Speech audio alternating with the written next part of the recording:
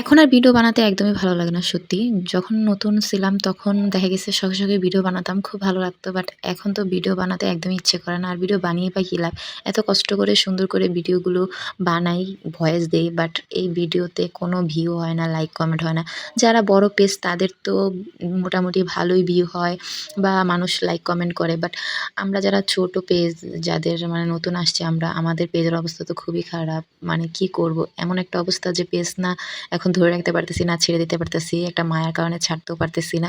আবার এখানে কোনো লাভও হচ্ছে না। সেজন্য আর পেজে কাজও করতে ইচ্ছে করে না। আমি সত্যিই জানি না আমার ভিডিও আপনাদের কাছে ভালো লাগে নাকি ভালো লাগে না। যদি ভালো লাগে তাহলে কমেন্ট করে জানাবেন। কারণ আমি সত্যিই ভাবতেছি আমি পেজে কাজ করা ছেড়ে দিব।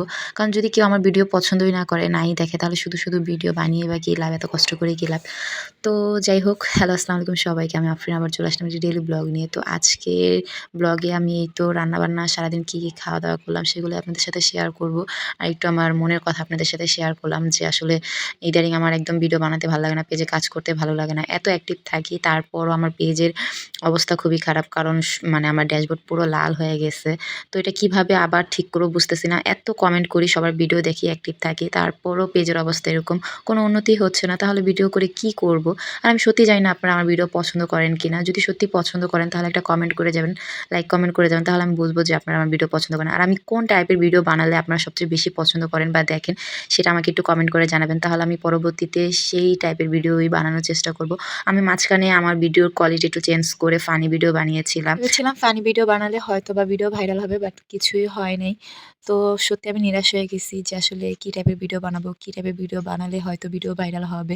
কারণ মনিটাইজেশন পেয়েছি ২ মাস হয়ে গেছে। এখনো আমি কোনো ডলার ইনকাম করতে পারিনি। কারণ মানুষ মনিটাইজেশন পেলে নাকি ডলার ইনকাম করে। আর $১০০ ইনকাম করতে হয়, মানে টাস্ক থাকে। কিন্তু আমি $১০০ ইনকাম করব তো দূরের কথা, আমি এখনো $১ করতে পারিনি। তাই সত্যি হতাশ হয়ে গেছি যে আসলে কি করব বা কি করা উচিত? সত্যি কি আমার পেজে কাজ করা উচিত নাকি ছেড়ে দিব? সেটাই ভাবতেছিলাম। যাই হোক, অনেকক্ষণ পকপক করছি। তো আজকে তো এই তো সকালে প্রতিদিনের মধ্যে ঘুম থেকে উঠে পরোটা, ডিম ভাজা খেয়ে নিয়েছি।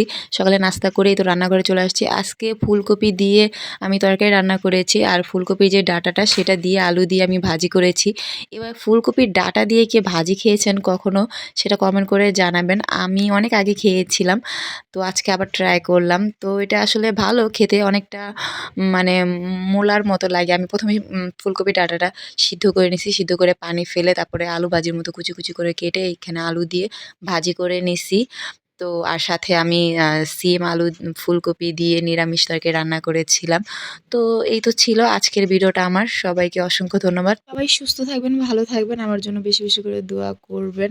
আর আমার ভিডিও যদি ভালো লাগে তাহলে একটা লাইক কমেন্ট করে যাবেন। ধন্যবাদ সবাইকে।